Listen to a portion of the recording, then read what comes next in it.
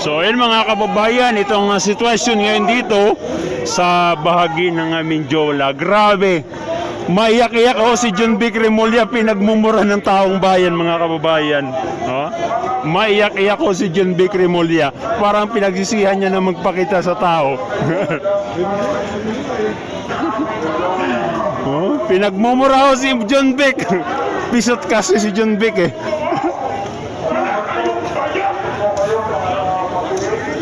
Ayan oh, galit na.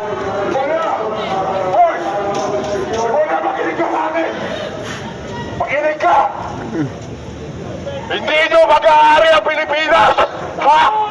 Huwag kayo mag-ari-arian dito! Gagabalaan ka! Hindi nyo mag-aari ang Pilipinas! Lumayas ka dyan!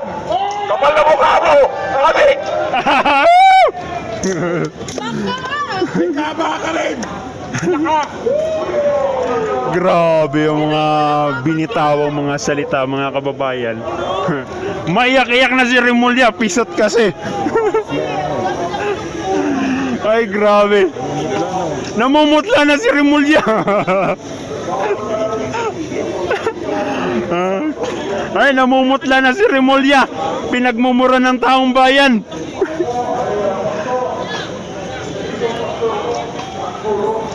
Ang daming alalay ni Remulla, baka mag-collapse mga kababayan. Namumutla na eh, pinagmumura ng taong bayan.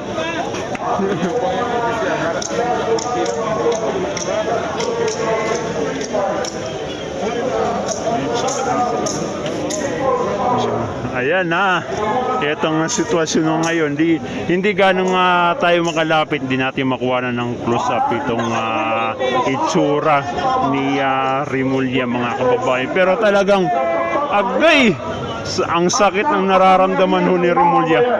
At wala ito sa mga namumuno sa atin.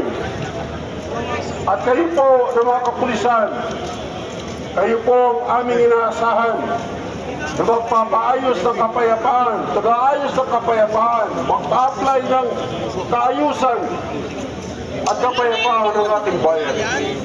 Sa amin pong mga senyor, sa aming mga nakikita ngayon, bankrupt ang PhilHealth, bankrupt ang PGH, walang mga gamot para sa ating mga senyor. Ano ang aming kinakatakutan? Hindi lang kami ng mga senyor na ang aming buhay ay may sira, kundi ang aming iniisip ay ang aming mga anak at apo at hindi naman na nabigyan. Malapit na rin kayo mag-senyor. Ilang taon naman at kayo rin naman ay umaasa sa PhilHealth, sa mga gamot na nasa ating mga hospital. Ngunit tingnan niyo ang kalagayan ng ating mga hospital at ng ating mga paaralan para sa ating mga anak. Hindi ito nasusuportahan ng mabuti. Saksakan sila sa mga hospital. Punong-puno ang mga ward. Kulang ang mga classroom. Ano ang kinabukasan ng ating mga anak at ako kung ganito ang kalagayan natin? Tanungin po kayo, may mga magulang kayo. Nakatayo, tatago sa mga pulis. Kayo rin ay Namumutla na, pinagmumura eh. darating din ang araw na kayo ay Hindi ka nakaramdam ng mura yan. Ay, wala? Ay, naka-aircon. Ay. Walang yun. Tayong lahat ay tago ngayon. At kung maayos ang sistema ito na bulong, kawawa ang ating kinabukasan, lalo na ang ating mga anak at amo.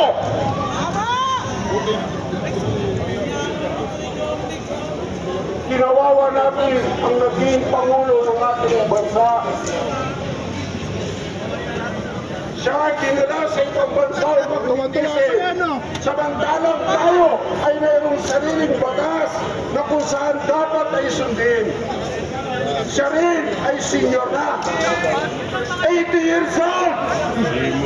Hindi kayo nawa. Tama! Darating din ang araw kung anong ginawa niya sa Ay, naglo-loading tayo, naglo-loading dyan. sa inyo. Napuputol yung ating signal pag lumalapit tayo dyan.